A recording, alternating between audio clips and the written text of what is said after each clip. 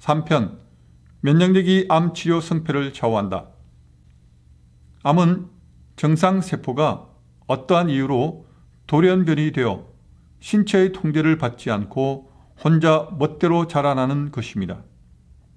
세포의 돌연변이가 나타나는 경로는 매우 다양하고 복합적이며 건강한 사람이라도 많게는 하루에 수백 개씩 발생합니다.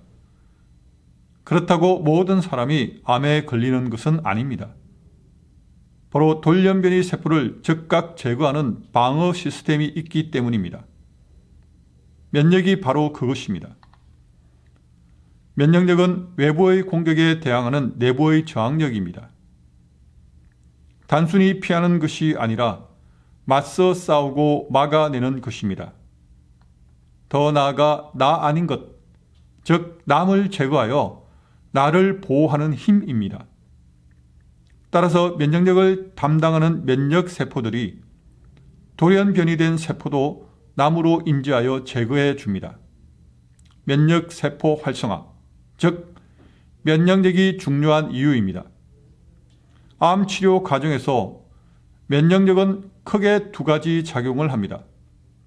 첫째, 한창 자라고 있는 암세포들을 직접 공격하여 사멸시킵니다.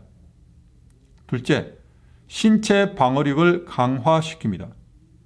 보통 화학요법이나 방사선요법이 신체의 방어력을 크게 저하시켜 암 치료를 지속적으로 받지 못하게 되는 경우가 많습니다.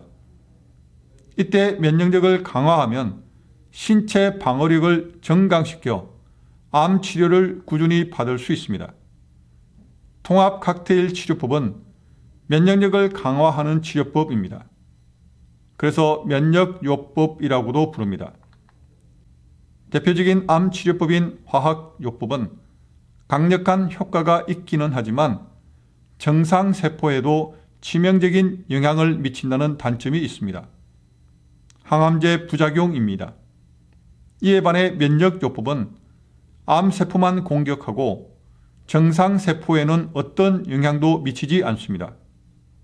화학요법이 다수의 적군을 상대하기 위해 아군의 피해도 불사하는 폭격 방식이라면 면역요법은 적군 하나하나를 정밀하게 공격하는 저격수 방식인 셈입니다.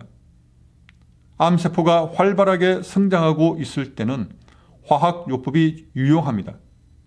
하지만 폭격에서 살아남은 적군을 하나씩 정밀하게 공격하거나 화학요법의 효과가 없거나 화학요법을 사용할 수 없는 환자에게는 면역요법이 유용합니다. 따라서 암 환자의 상태에 따라 두 가지를 적절하게 사용해야 합니다.